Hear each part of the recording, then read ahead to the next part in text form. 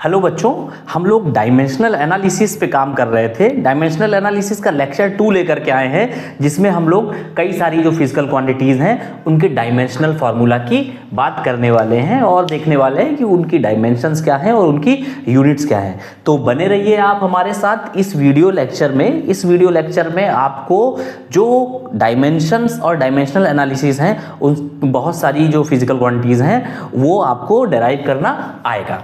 तो last lecture में हम लोगों ने length, mass, time, velocity, acceleration, momentum, pressure, इस तरह की ये क्वांटिटीज थी, इनकी बात की थी। आज हम लोग इससे आगे बढ़ने वाले हैं, ठीक है। तो सबसे पहला जो आज के टर्म का जो क्वांटिटी है वो हम कहते हैं कि फोर्स है। हमने ऑल दो फोर्स की बात की थी, एक बार फिर से देख लेते।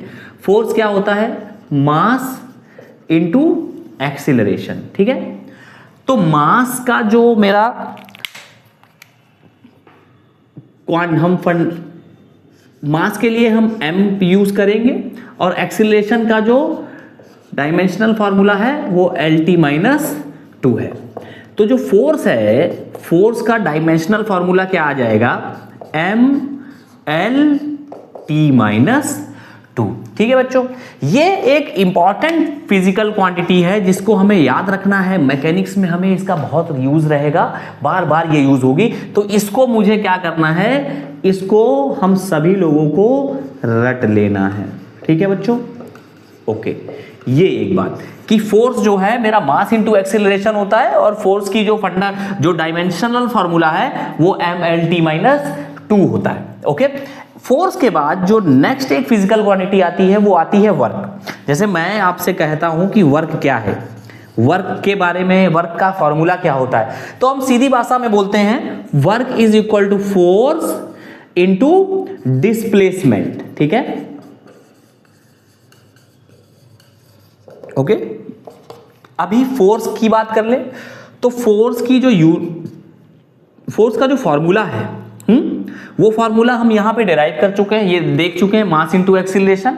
तो फोर्स की जो डायमेंशनल फॉर्मूला है वो हमको डायरेक्ट याद होना चाहिए। जैसे मैंने इधर लिखा कि इसको रट ले रहा है, तो हमने क्या किया कि फोर्स रट लिया MLT-2।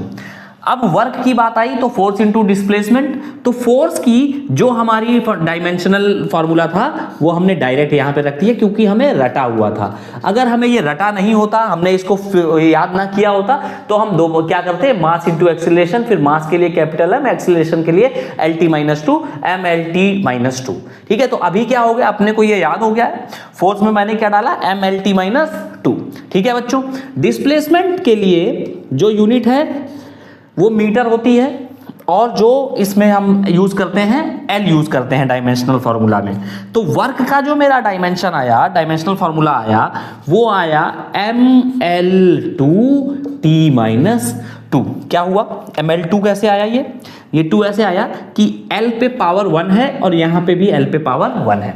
जब हम L पावर 1 और L पावर 1 करेंगे तो ये जो इसकी जो पावर्स हैं, ये पावर्स ऐड होके 2 बना लेंगी, 1 + 1। ये तो अपने को पता ही है। तो जो वर्क की डायमेंशनल फॉर्मूला आया बच्चों वो आया ML2T-2। अगर हम इसी में यूनिट की बात करें तो फोर्स की क्या यूनिट होती है?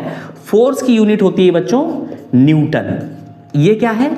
ये है मेरी SI यूनिट। हम बात करेंगे, अभी आप इतना समझ लें कि ये क्या है? न्यूटन है, ये SI यूनिट है। SI यूनिट क्या होता है? International standard.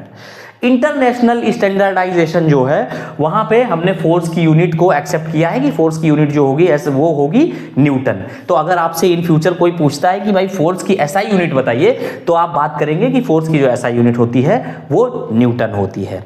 क्लियर है? इसके बाद डिस्प्लेसमेंट की बात करते हैं। डिस्प्लेसमेंट क्या है? लेंथ है। तो डिस्प्लेसमेंट की जो यूनिट है वो है बच्चों मीटर। तो जो मेरा वर्क है उसकी यूनिट क्या आ रही है मेरी?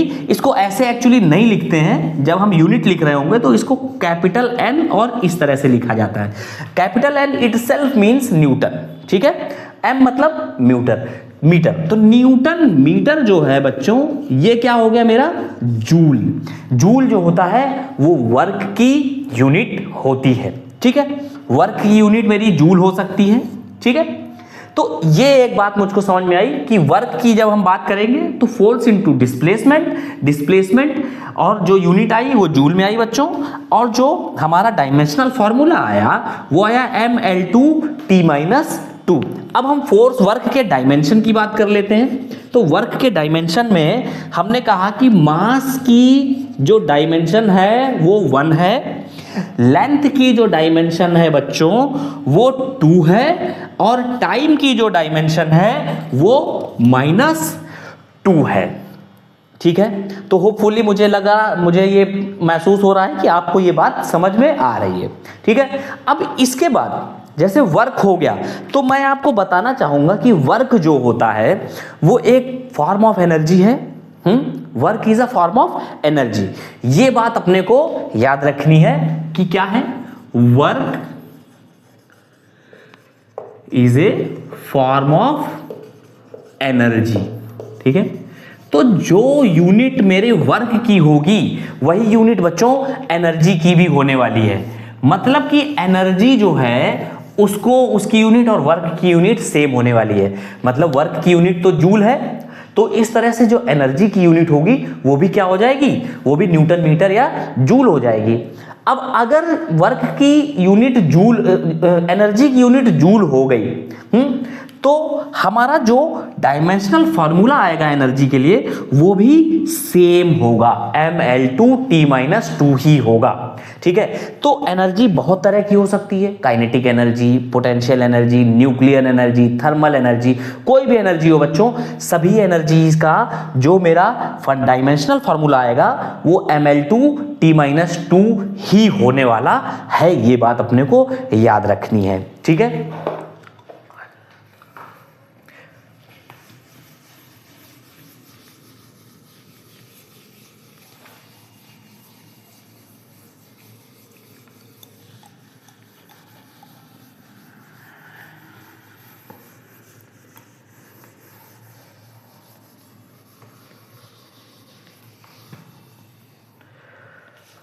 तो मैं आपसे ये आशा करता हूं कि आप ये जो वीडियो लेक्चर्स होंगे या हो रहे हैं इनको आप बहुत ध्यान से पढ़ेंगे और इसके नोट्स भी साथ साथ बनाएंगे। ठीक है, अभी वर्क के बाद मेरा जो नेक्स्ट जो फिजिकल क्वांटिटी है वो है काइनेटिक एनर्जी।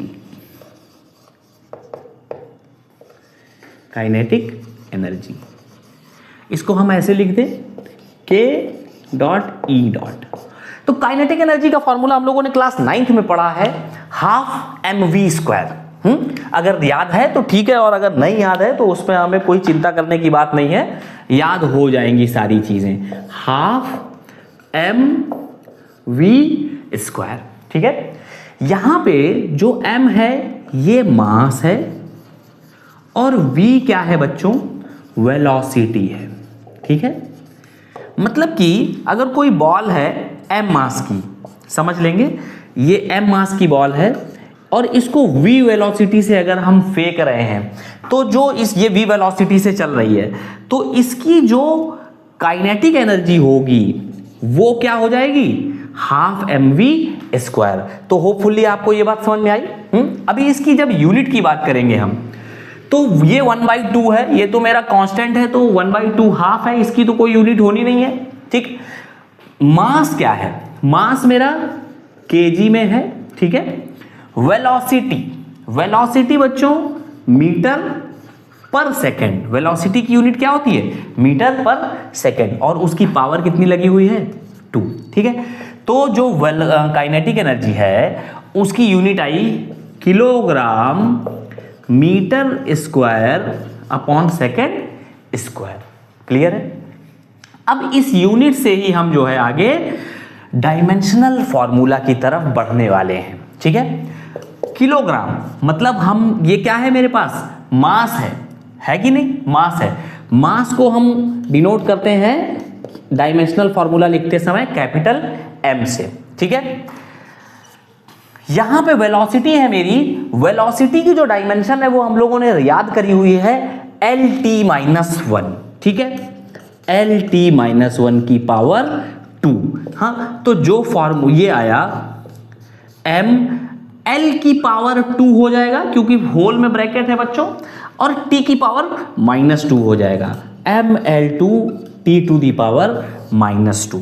यहां से डायरेक्ट हमने फॉर्मूला लिखा, मास पे गए, कैपिटल M लिखा और V LT -1 की पावर 2। ठीक है, तो यहां से हमने डायरेक्ट इधर डायमेंशनल फॉर्मूला निकाला और इधर से इधर अगर हम जाएंगे तो हम क्या कर रहे हैं, यूनिट जो है वो कन्वर्जन कर रहे हैं, यूनिट हम जो है फाइंड आउट कर रहे हैं हमारी जो क्वांटिटी है उसकी। अभी अगर मेरे पास ये यूनिट होती तो हम ये मान के चलते कि मीटर है, मतलब क्या है, लेंथ है, लेंथ की पावर 2, ये सेकंड है मतलब टाइम है, टी की पावर 2। ठीक है, तो इस तरह से भी हम जो डायमेंशनल फॉर्मूला पाते, किलोग्राम के लिए हम बच्चों m लिखते, मीटर स्क्वायर L2 और सेकंड स्क्वायर T2, तो ये भी बात वही होती। बात क्लियर है? आई थिंक आपको समझ में आ रहा होगा। तो वर्क और काइनेटिक एनर्जी दोनों की जो डायमेंशन आई मेरी, वो डायमेंशनल फॉर्मूला आया वो ml2t-2 आया। रही बात डायमेंशन की, तो मास में डायमेंशन 1 है, लेंथ में डायमेंशन 2 है और टाइम में डायमेंशन -2 है बच्चों। बात क्लियर होती है? नेक्स्ट इसके बाद हम लोग पोटेंशियल एनर्जी की बात करेंगे।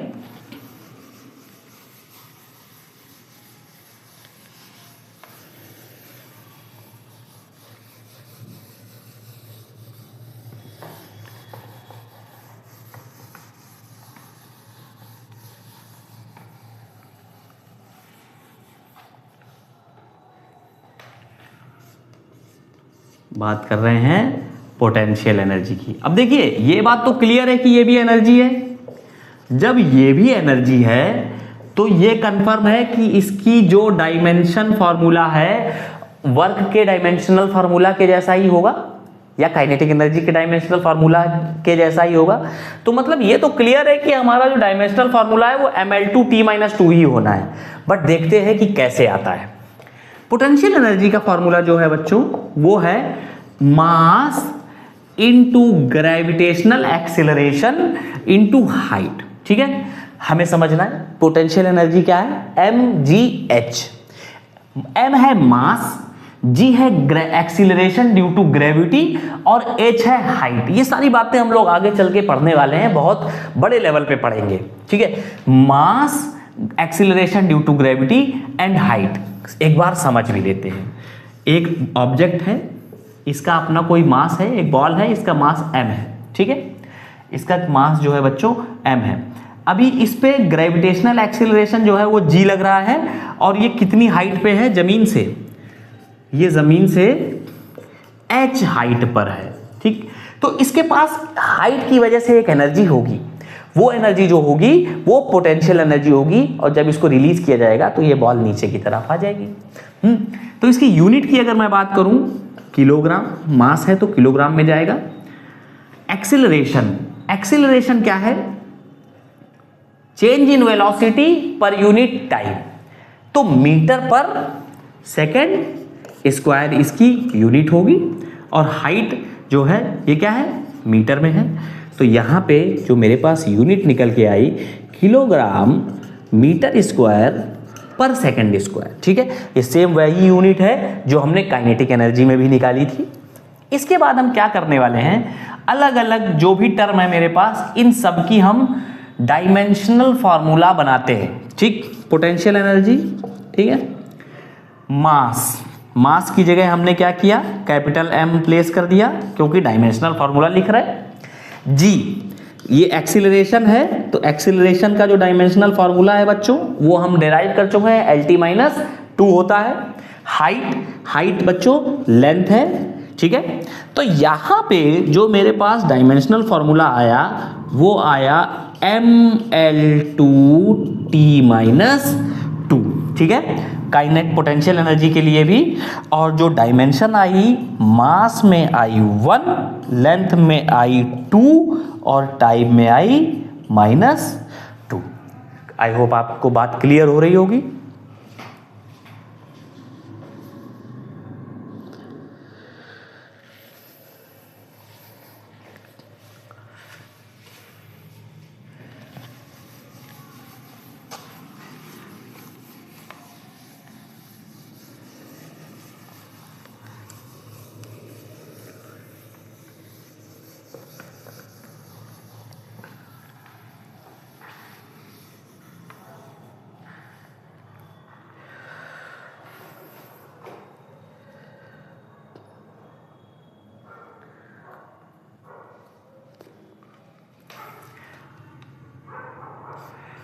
एक टर्म है पावर, एक फिजिकल क्वांटिटी है पावर, ठीक। पावर क्या होता है? W/T, work per unit time. तो वर्क की जो डायमेंशनल फॉर्मूला है वो मुझे पता है, अभी हमने निकाला है mL/T-2, ठीक है। और स्मॉल t ये टाइम है, तो इसका जो मेरा फॉर्मूला है ये, इसका जो डायमेंशनल लिखेंगे हम t लिख देंगे। अभी मेरे पास जो एग्जैक्ट आया mL/T-2, ये t ऊपर जाएगा, T⁻⁻1 हो जाएगा बच्चों। mL/T⁻³ जो है ये मेरा पावर का डायमेंशनल फॉर्मूला आने वाला आ गया, ठीक है। जिसमें मास में जो मेरी डायमेंशन है वो 1 है, लेंथ में जो डायमेंशन है वो 2 है, और टाइम में जो डायमेंशन है वो -3 है पावर में, ठीक है। अभी इसका अगर हम यूनिट निकालें तो यूनिट निकालना है, यूनिट क्या है? वर्क है। वर्क किस में है? जूल में। और ये टाइम क्या है? जूल पर सेकेंड, ठीक है बच्चों। इसी को हम बोलते हैं what, okay. Work per unit time को हम बोलते हैं वॉट। तो पावर के लिए हमारे पास जो डायमेंशनल फॉर्मूला आया वो आया mL/T-3।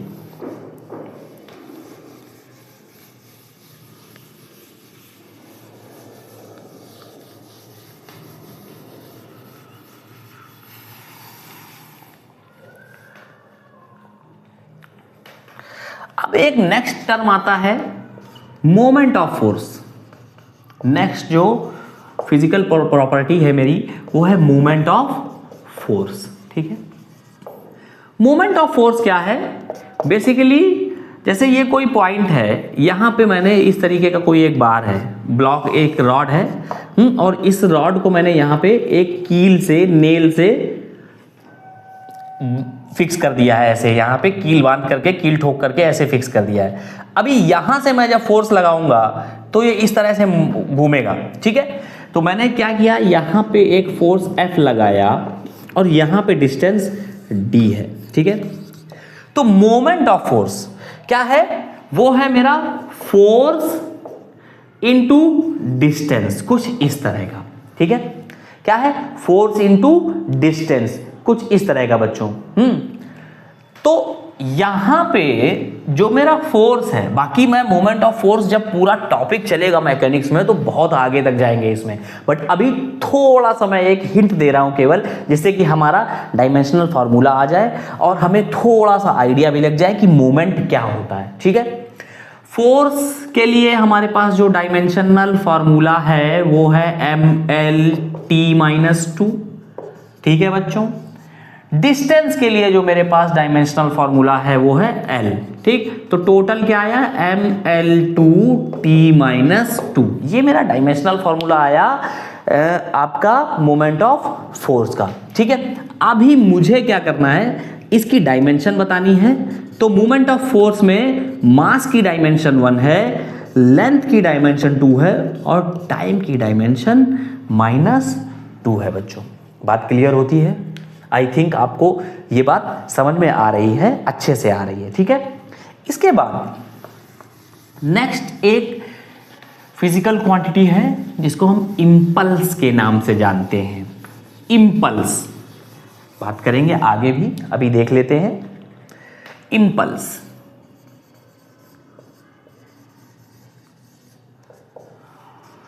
Force into time. बहुत छोटे से टाइम के लिए जब कोई फोर्स लगता है तो कुछ इंपल्स जनरेट होता है, ठीक है। ये फोर्स हो गया और ये हो गया मेरा टाइम। तो फोर्स का जो डायमेंशन है बच्चों, डायमेंशनल फॉर्मूला फिर से mL/T-2, ठीक है। टाइम का कैपिटल T, ओके। क्या आया? mL/T-1, क्लियर है।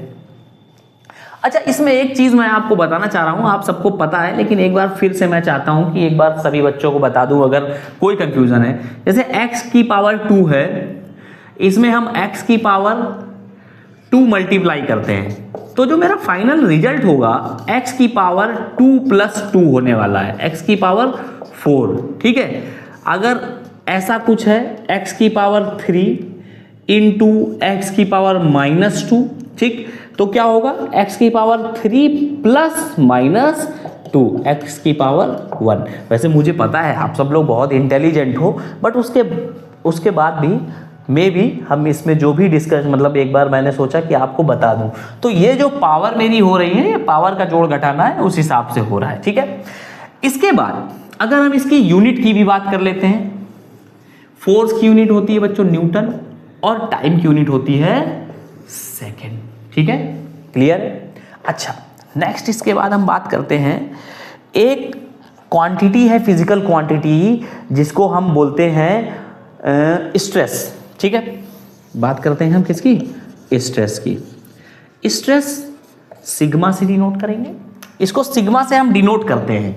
ठीक है, sigma stress is equal to force per unit area या फोर्स अपॉन एरिया।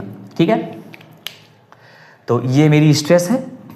अब फोर्स का जो फॉर्मूला है, फोर्स का जो यूनिट है वो न्यूटन है और एरिया का यूनिट है मीटर स्क्वायर। क्लियर? तो ये तो हो गई मेरी यूनिट की बात। अगर मैं कहूँ कि भैया हमको क्या निकालना है, हमको डायमेंशनल फॉर्मूला निकालना है, तो बहुत क्लियर है, फोर्स का डायमेंशनल फॉर्मूला है MLT-2 और एरिया का डायमेंशनल फॉर्मूला है बच्चों L2। ठीक है, अभी ये L2 ऊपर जाएगा तो L-2 हो जाएगा, तो ये आ जाएगा ML-1T-2। ठीक है, ML-1T-2 ये स्ट्रेस का डायमेंशनल फॉर्मूला है। ठीक है, अभी इसकी जो डायमेंशंस हैं स्ट्रेस की, मास में 1 है, लेंथ में -1 है और टाइम में -2 है बच्चों। ठीक है, तो ये भी हम लोग एक रिजल्ट है, एंड रिजल्ट याद रख सकते हैं। ठीक है, आगे बढ़ते हैं।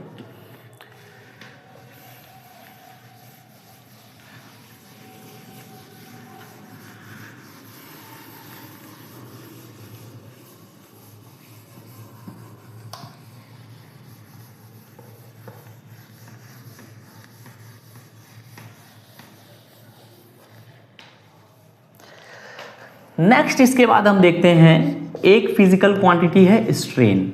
ओके, स्ट्रेन क्या होता है बच्चों?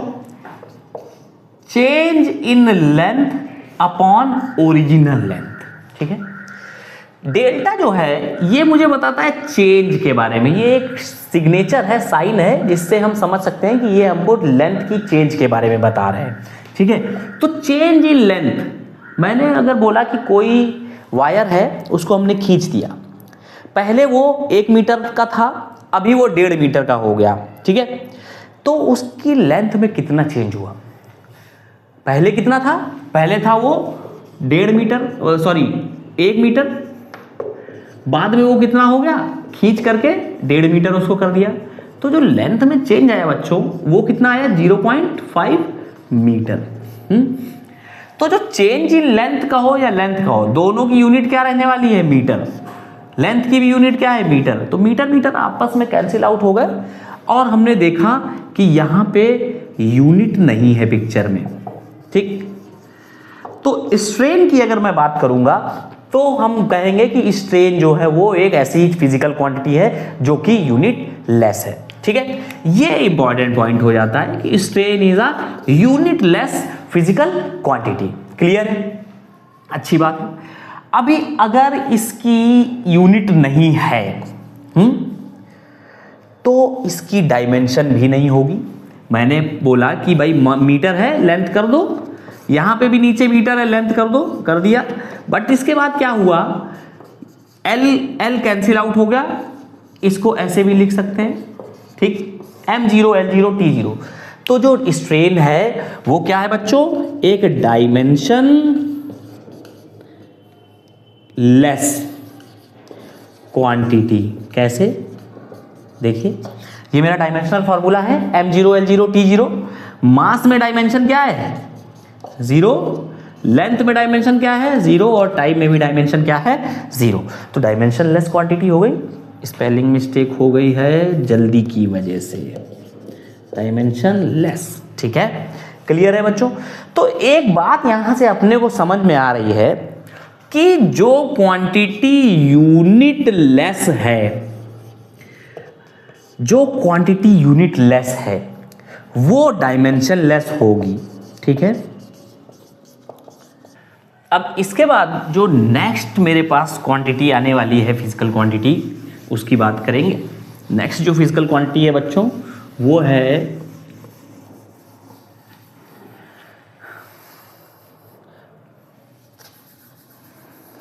मॉडुलस ऑफ इलास्टिसिटी, या इसी को हम बोलते हैं कोएफिशिएंट ऑफ इलास्टिसिटी। ठीक है, कोएफिशिएंट ऑफ इलास्टिसिटी। एक फॉर्मूला होता है sigma is equal to E epsilon. ठीक है, जहां पे सिग्मा मेरी स्ट्रेस है, एप्सिलॉन स्ट्रेन है, और ई जो है वो मॉडुलस ऑफ इलास्टिसिटी या कोफिशिएंट ऑफ इलास्टिसिटी है। सिग्मा क्या है बच्चों? स्ट्रेस। ई क्या है? मॉडुलस ऑफ इलास्टिसिटी या कोफिशिएंट ऑफ इलास्टिसिटी। और एप्सिलॉन क्या है? स्ट्रेन। तो ये तीन चीजें हो गई। अब what we have to find is modulus of elasticity या कोएफिशिएंट ऑफ इलास्टिसिटी का डायमेंशनल फॉर्मूला। तो पहले तो फॉर्मूला बना लो, E is equal to sigma upon epsilon. ठीक है, सिग्मा क्या है? सिग्मा है स्ट्रेस, इसके बारे में पहले बात कर चुके हैं, force per unit area. Epsilon तो डायमेंशन लेस होता है, अभी हमने देखा था। ठीक है, स्ट्रेन जो है वो क्या है? डायमेंशन लेस है। फोर्स का जो डायमेंशनल फॉर्मूला है mL_t-2, एरिया क्या है? L2। ठीक है, कितना आ गया? mL2 ऊपर गया, L की पावर -2 हो गया, mL-1t-2। ठीक है, तो जो मॉडुलस ऑफ इलास्टिसिटी या कोएफिशिएंट ऑफ इलास्टिसिटी आया, इसका डायमेंशनल फॉर्मूला हो गया मेरा mL-1t-2, जहां पे डायमेंशन m में 1 है, L में जो डायमेंशन है लेंथ में वो -1 है, और T में जो डायमेंशन है वो -2 है बच्चों। ठीक है, अगर हम इसकी यूनिट की बात करें, E की मॉडुलस ऑफ इलास्टिसिटी की, तो सिग्मा अपॉन एप्सिलॉन। सिग्मा का जो फॉर्मूला है, सिग्मा की यूनिट है न्यूटन पर मीटर स्क्वायर, और एप्सिलॉन जो है वो यूनिट लेस क्वांटिटी है। तो जो E है मॉडुलस ऑफ इलास्टिसिटी या कोएफिशिएंट ऑफ इलास्टिसिटी, उसकी जो यूनिट आने वाली है वो न्यूटन पर मीटर स्क्वायर ही आने वाली है। ठीक है बच्चों, आपको क्या करना है, ये सारे फॉर्मूलाज जो है कई बार लिख करके आपको इस पे प्रैक्टिस करनी है। ठीक है, तो आपका जो ये होगा मेमोराइज हो जाएंगी चीजें।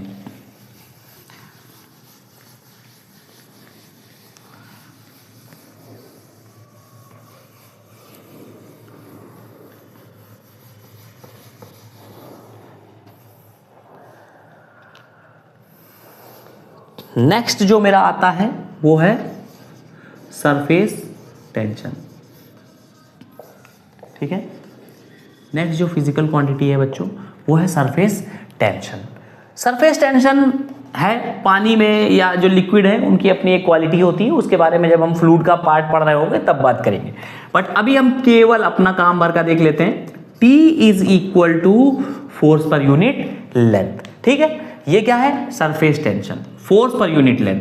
फोर्स मेरा क्या है? न्यूटन में, लेंथ है मेरी मीटर में। ठीक है बच्चों, तो जो यूनिट आई वो न्यूटन पर मीटर आ गई। अच्छा, डायमेंशनल फार्मूला की अगर बात करें तो फोर्स का डायमेंशनल फार्मूला क्या होता है? mL_t-2। ठीक है, और लेंथ का L। ओके, ठीक है, तो ये L तो कैंसिल आउट हो गया। This would be equal to m_t-2। Clear है? या इसी को कहीं कहीं हम ऐसे भी लिख सकते हैं, mL0t-2। ठीक है, बातें दोनों एक हैं। तो डायमेंशनल फार्मूला तो हो गया mt-2। डायमेंशन क्या आई बच्चों? मास में 1, लेंथ में 0, और टाइम में -2। क्लियर है? तो ये बात क्लियर हो गई अपना सरफेस टेंशन जो हमारा आया, सरफेस टेंशन का फॉर्मूला और उसके बाद डायमेंशंस। ओके, ठीक है, ये भी याद कर सकते हैं हम लोग।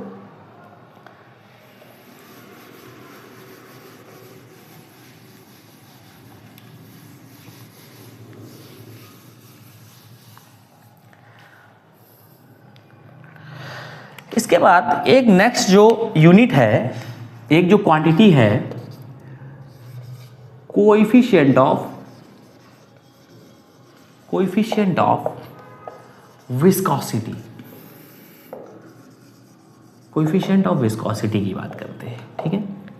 क्या होता है देखेंगे, कोएफिशिएंट ऑफ विस्कोसिटी क्या है भाई। एक फॉर्मूला है, tau is equal to mu delta u upon delta y. ठीक है, क्या क्या टर्म है मैं बताऊंगा, कोई लोड नहीं है, ये सब चीजें हमको आ जाएंगी। टाउ है मेरा शेयर स्ट्रेस, ठीक है। अब देखिए स्ट्रेस कोई भी हो उसका डायमेंशनल फॉर्मूला मेरा सेम रहने वाला है, ठीक है। ये क्या है, ये है मेरा कोएफिशिएंट ऑफ विस्कोसिटी, एंड ये क्या है बच्चों, ये है मेरा वेलोसिटी ग्रेडियंट, ठीक है। कोई दिक्कत नहीं है, अपने को आसानी से ये सब चीज़ें अभी सुन लेनी है, आगे चल के हम लोग इन पे बहुत सारा काम करने वाले हैं। यहाँ पे ये है मेरा चेंज इन वेलोसिटी, ये u क्या है वेलोसिटी और y क्या है लेंथ, ठीक है। वेलोसिटी में लेंथ के अनुसार, लेंथ के साथ साथ वेलोसिटी में अगर चेंज होता है तो ये वेलोसिटी ग्रेडियंट बन जाता है, ठीक है। तो मेरे पास जो म्यू आया उसका फॉर्मूला आया tau upon delta u upon delta y, इस तरह से, ठीक है। तो टाउ क्या है, टाउ है मेरा शेयर स्ट्रेस, स्ट्रेस का फॉर्मूला क्या होता है फोर्स पर यूनिट एरिया, ठीक है। यहां पे क्या है वेलोसिटी, वेलोसिटी हो गई और ये क्या हो गई बच्चों लेंथ हो गई। तो वेलोसिटी है ये change in velocity upon change in length, ठीक, ओके। फोर्स का जो डायमेंशनल फॉर्मूला है वो कितना है, क्या है ML_T-2, ठीक है। एरिया का जो डायमेंशनल फॉर्मूला है वो है L2, ओके। नीचे आते हैं, ये वेलोसिटी है, वेलोसिटी का डायमेंशनल फॉर्मूला हो गया LT-1 और चेंज इन लेंथ जो है उसका हो गया L, ठीक है। तो L तो मेरा कैंसिल आउट हो गया, ठीक है। क्या बचा T⁻⁻1, ओके। अभी इसको ऐसे हम क्या कर सकते हैं मल्टीप्लाई कर दें, तो ऊपर रहा मेरा ML_T-2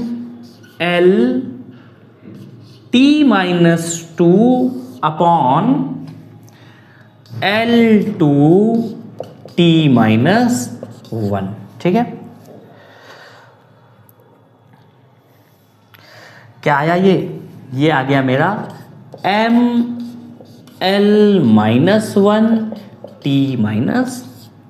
ठीक है।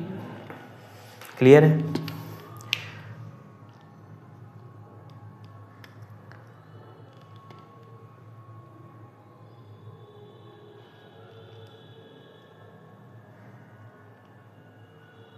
बात क्लियर है?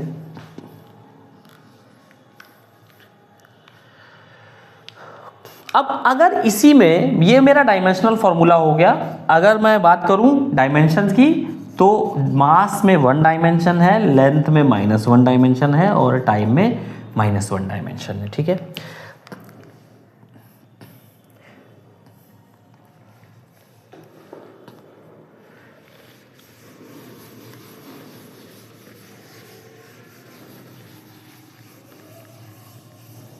ये वीडियो थोड़ा सा बड़ा हो रहा है बट कोई नहीं, हम लोग ज़्यादा से ज़्यादा जो फिजिकल क्वांटिटीज़ हैं उनको सीखने वाले हैं यहाँ पर।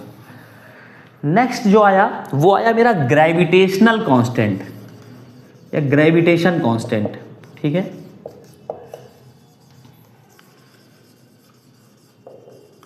ग्रेविटेशन का एक फॉर्मूला है F = G m1 m2 upon r square. ठीक है, तो ये जो है मेरा g, ये है ग्रेविटेशन कांस्टेंट, इसका ही हमको डायमेंशनल फार्मूला और डायमेंशन निकालनी है। तो g पे आए, g को हमको जब प्राप्त करना है तो f into r square upon m1 into m2। ठीक है, तो ये तो मेरा फोर्स है। अगर हम यूनिट की बात करें तो फोर्स की यूनिट क्या हो गई बच्चों? न्यूटन।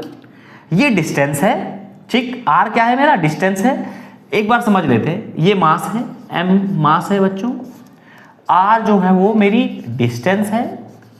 ठीक है, और फोर्स है, ये तो फोर्स है, ये पता है हमें। ठीक है, तो ये फोर्स न्यूटन में हो गया, r डिस्टेंस है तो ये मीटर स्क्वायर, और ये मास है, ये क्या हो गया?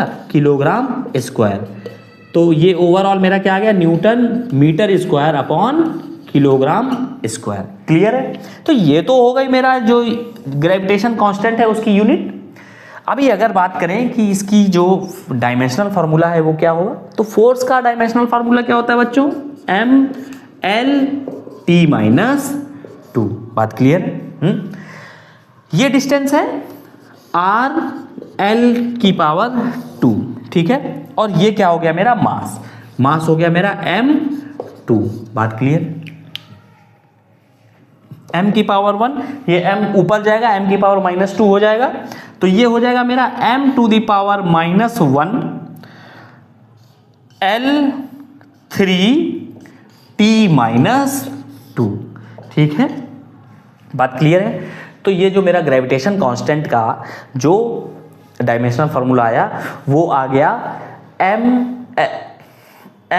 की पावर माइनस 1 l की पावर 3 एंड t की पावर माइनस 2। ठीक है, तो मास में जो मेरा डायमेंशन है वो -1 है, लेंथ में जो डायमेंशन है बच्चों वो 3 है, और टाइम में जो डायमेंशन है वो -2 है। तो ये मेरा जो है ग्रेविटेशन कांस्टेंट का पूरा कॉन्सेप्ट हो गया।